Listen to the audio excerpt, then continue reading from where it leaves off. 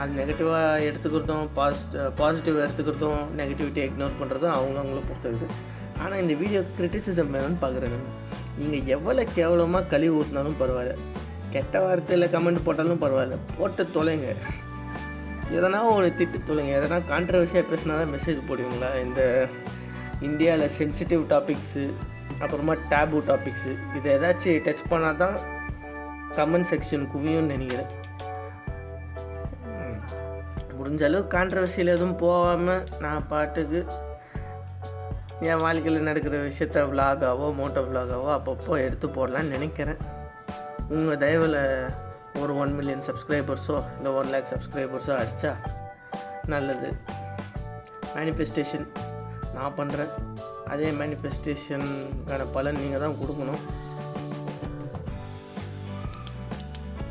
இப்போ பைக் ஆகட்டும், கார் ஆகட்டும்,